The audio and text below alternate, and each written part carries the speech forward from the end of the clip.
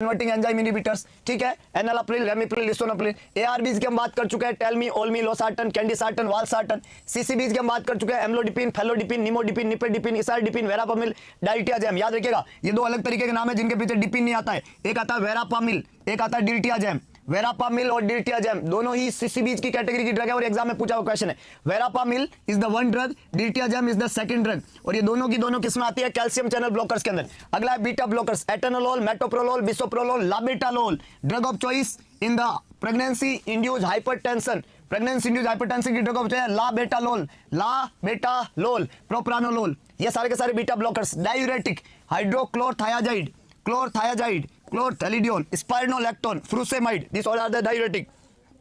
Direct vasodilator, hydralazine, ये भी exam का पूछा हुआ क्वेश्चन है। हाइड्रालाजिन जो कि डायरेक्ट वेजोडाइलेटरी इफेक्ट देती है। हाइड्रालाजिन जो है वो डायरेक्ट वेजोडाइलेटर है। हाइड्रालाजिन जो है वो ड्रग ऑफ चॉइस होती है। कौन सी कंडीशन के अंदर ये ड्रग ऑफ चॉइस होती है? जब किसी को इंजरी हो आपके स्पाइनल कॉर्ड को, तो स्पाइनल कॉर्ड की इंजरी के अंदर ऑटोनोमिक डिसरिफ्लेक्सिया जो होता है, ऑटोनोमिक डिसरिफ्लेक्सिया की ड्रग ऑफ चॉइस है हाइड्रालाजिन। ऑटोनोमिक डिसरिफ्लेक्सिया की ड्रग ऑफ चॉइस है हाइड्रालाजिन। मिनॉक्सिडिल, सोडियम नाइट्रोप्रोसाइड और डाइजोक्साइड, ये सारे के सारे हैं डायरेक्ट वेजोडाइलेटर। अल्फा ब्लॉकर्स, जब भी हाइपरटेंसिव क्राइसिस होता है डायरेक्ट वेजोडाइलेटर काम में लेता है ज्यादातर, याद रखिएगा। और सोडियम नाइट्रोप्रोसाइड दिल्ली एम्स का ही क्वेश्चन है कि मरीज को हाइपरटेंसिव क्राइसिस वाली कंडीशन में सीधा दिया जाने वाला ड्रग ऑफ चॉइस क्या रहेगा? Sodium nitroprusside. अल्फा ब्लॉकर्स होते हैं टेराजोसिन, डॉक्साजोसिन और प्राजोसिन। प्राजोसिन जो दवाई है वो ज्यादातर काम में ली जाती है। अल्फा ब्लॉकर्स ज्यादातर काम में लिए जाते हैं in the case of hypertension, that is related to the alpha receptor stimulating hypertensive conditions.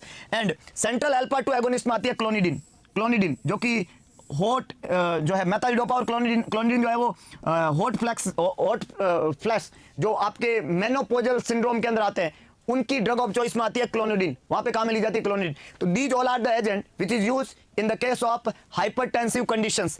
Major नाम है, सारे के सारे एंटी हाइपरटेंसिव एजेंट है। सभी नाम को आपको याद रखना है क्योंकि आपको एटलीस्ट इतना पता जरूर होना चाहिए कि ये दवाई एंटी हाइपरटेंसिव है। आपको इतना पता होना चाहिए कि दवाई एंटी हाइपरटेंसिव है। जैसे बोल दिया मिनॉक्सिडिल क्या है, तो मिनॉक्सिडिल ऐसे मत बोल देना कि ये कीमोथेरेप्यूटिक एजेंट है। मिनॉक्सिडिल एक एंटी हाइपरटेंसिव एजेंट है और कौन से ग्रुप की है? डायरेक्ट वेजोडाइलेटर ग्रुप के अंदर आता है। 4 दवाई ये है डायरेक्ट वेजोडाइलेटर। आपको पूछ ले प्राजोसिन तो अल्फा ब्लॉकर से, आपको पूछ ले मेथाइलडोपा, आपको पूछ ले लाबेटालोल अलग है, मेथाइलडोपा अलग है। मेथाइलडोपा जो है वो आपके किस ग्रुप के अंदर आएगी? क्लोनिडिन वाले ग्रुप में, जो किस में आती है? अल्फा ब्लॉकर्स के अंदर, central alpha 2 agonist, central alpha